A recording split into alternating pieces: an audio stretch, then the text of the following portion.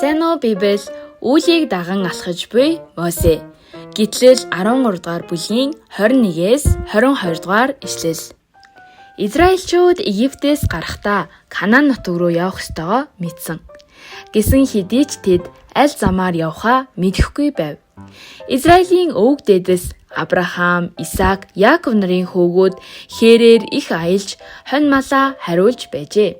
Гэвч тэд өөрсдөө Египтэд 410 жил амьдарсан ч цөлийг хэрхэн яаж туулахаа мэдэхгүй байв.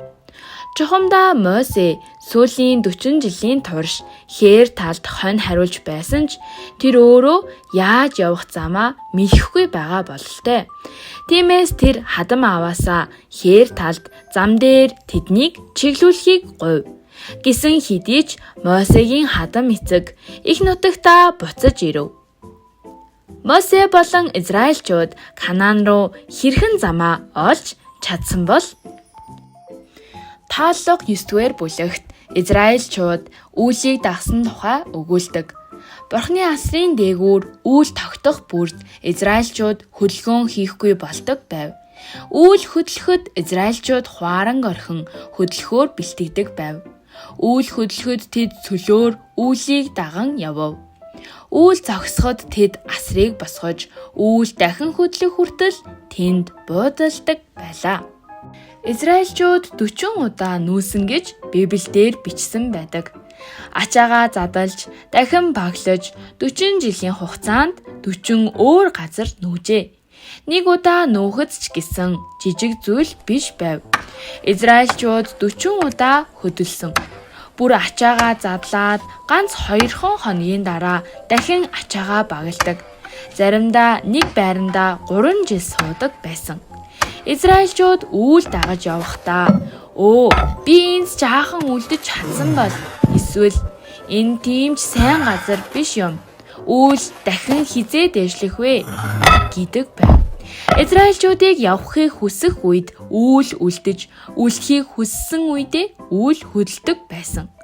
Мөн буудлахад хэцүү, усгүй газар ч зогссон.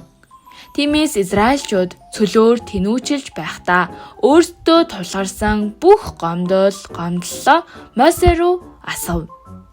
Мосе тэднийг бүгднийг хүлээн авав. Тийм ч учраас тооллого 12 дугаар бүлэгт Мосег дэлхий дээрх бүх хүнээс илүү даруухан, маш даруй хүн гэж тодорхойлсон байдаг. Мосе өөрийн туршлагаа хойш тавьж хээр талыг сайн мэддэг хүмүүсийн тусламжгүйгээр зөвхөн Бурхны удирдамжаар үйл хөдлсөний дагуу 40 жилийн турш алхсан. Ийхүү үйл эцэстээ Израильчуудыг Канаан нутаг руу хөтлөв. Бүгдээрээ шинэ жил эхэллээ. Магадгүй бид ч мөн адил хээр тал шиг тодорхойгүй замаар алхах ёстой байх. Хизээ хаан зогсохоо мэдэхгүй амьдрал.